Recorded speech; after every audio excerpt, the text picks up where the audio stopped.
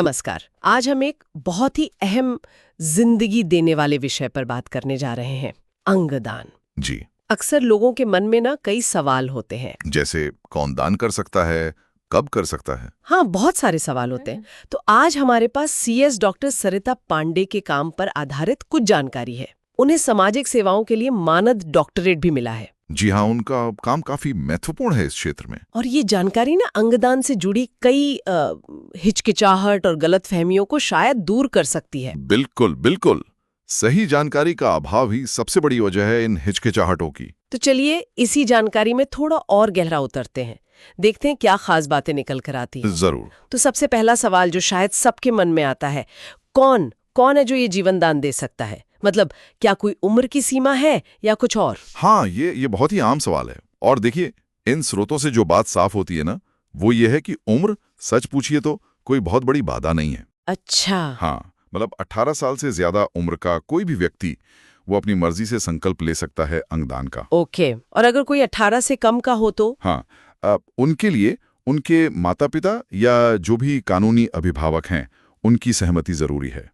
ये अनिवार्य है। ठीक है। और एक और बहुत अहम बात जो डॉक्टर पांडे के काम में भी दिखती है, दान करने वाले का लिंग क्या है, उनकी आर्थिक स्थिति कैसी है, ये सब बिल्कुल मायने नहीं रखता। मतलब ये सबके लिए एक समान अवसर है। बिल्कुल, सबके लिए खुला है, एक बराबर मौका। ये तो बहुत अच्छी बात हुई। लेकिन एक और सवाल है जो अक्सर परेशान करता है लोगों को।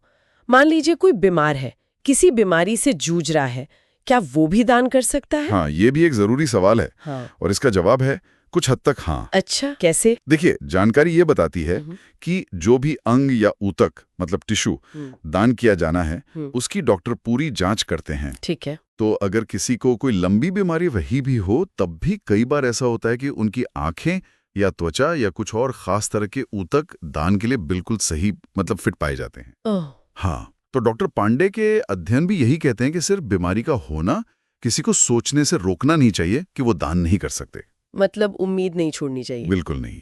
आखिरी फैसला तो मेडिकल जांच के बाद ही होता है। ठीक है, ये स्पष्ट हुआ कि कौन दान कर सकता है। पर उतना ही जरूरी सवाल ये भी है कि दान असल में संभव कब होता है? क्या ये सिर्फ मतलब मृत्यु के बाद ही? नहीं, देखिए, मुख्य रूप से दो स्थितियां हैं। दो मुख्य स्थितियां हैं जब अंगदान होता है। अच्छा, कौन सी? पहली और जो सबसे आम है वो है मृत्यु के बाद, खास तौर पे ब्रेन डेथ की स्थिति में। ब्रेन डेथ, इसे थोड़ा समझाएंगे? हाँ, ब्रेन डेथ का मतलब है जब मस्तिष्क ने मतलब दिमाग ने पूरी तरह और हमेशा के लिए काम करना बंद कर दिया हो, लेकिन शरीर के बाकी अंग जैसे दिल, लिवर, किडनी, फेफड़े ये मशीन की मदद से कुछ समय तक काम करते रहते हैं। अच्छा। तो उस दौरान वो अंगदान किए जा सकते हैं। ये हुई पहली स्थिति। और दूसरी? दूसरी स्थिति है जीवित रहते हुए दान करना। जीवित रहते हुए? हाँ, एक स्वस्थ व्यक्ति वो कानून के दायरे में रहते हुए अपने करीबी रिश्तेदारों को जैसे पति पत्नी, माता पिता, बच्चे, भाई बहन, इनको अपनी एक किडनी या फिर लिवर का कुछ हिस्सा दान कर सकता है। ओह, ये भी संभव है? जी हाँ, लेकिन इसके लिए जैसा कि डॉक्टर पांडे के काम में भी है, पूरी मेडिकल जांच और कानूनी प्रक्रिया का पालन करना बेहद जरूरी है, अनिवार्य है। ये सब जानना वाकई बहुत जरूरी है। पर अक्सर ना कुछ गलत फहमियां होती हैं, कुछ डर होते हैं जो लोगों को रोक देते हैं। इन स्रोतों में इनका भी जिक्र है ना? हाँ, बिल्कुल है। और इन पर बात करना तो बहुत ही जरूरी है। सबसे पहली गलतफहमी तो यही है कि अंग निकालने से शरीर वो विकृत हो जाता है। हाँ, ये डर तो होता है। लेकिन सच ये है, और स्रोत इस पर जोर देते हैं, कि ये पूरी प्रक्रिया बहुत सम्मान के साथ की जाती है। शरीर को विकृत नहीं होने दिया जाता। ठीक है। और धर्म? कई लोग धर्म की बात करते हैं। हाँ, ये भी एक आम चिंता है। पर जानकारी यही बताती है कि लगभग सभी बड़े धर्म अंगदान को एक महादान, एक पुण्य का काम, परमार्थ मानते हैं। परमार्थ मतलब दूसरों की भलाई। सही कहा, दूसरों को जीवन देने का एक महान काम। डॉक्टर पांड्या के काम से ये भी पता चलता है कि कभी-कभी ना धार्मिक ग्रंथों की सही समझ ना होने से भ्रम फैलता है, जबकि मूल शिक्षाएं तो अक्सर जीवन बचाने के पक्ष में ही होती हैं। और एक डर शायद ये भी होता है कि कहीं जबरदस्ती अंग ना निकाल लिए जाएं, खासकर गरीब या लाचार लोगों के। हाँ, ये चिंता भी सुनने में आती है। लेकिन यहाँ ये जानना बहुत जरूरी है कि भारत में अंगदान से जुड़े कानून बहुत सख्त हैं। Transplantation of human organs act, जिसे थीवा कहते हैं। हाँ, सुना है इसके बारे में। उसके तहत बिना सहमति और बिना तय कानूनी प्रक्रिया के अंग निकालना एक गंभीर अपराध है, जिसके लिए सजा है।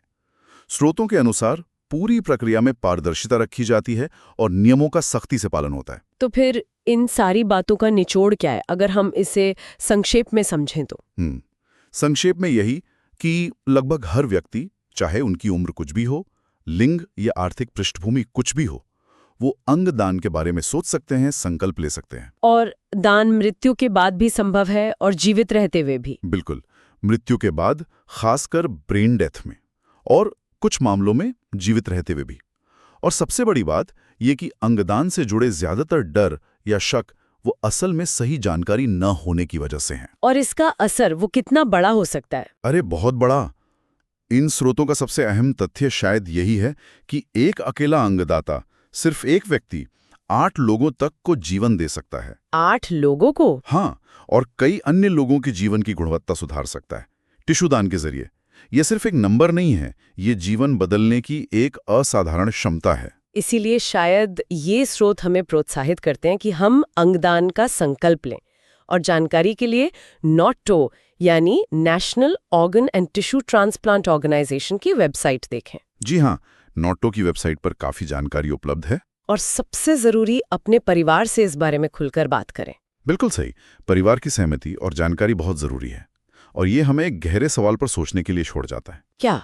सोचिए, अगर हमारे समाज में अंगदान को लेकर जागरूकता और भागीदारी इतनी बढ़ जाए कि ये एक आम बात बन जाए, तो सामूहिक रूप से जीवन बचाने पर और लोगों के स्वास्थ्य पर इसका कितना सकारात्मक और दूरगामी असर पड़ सकता है। हाँ, ये सोचने वाली बात है। बहुत गहरा असर।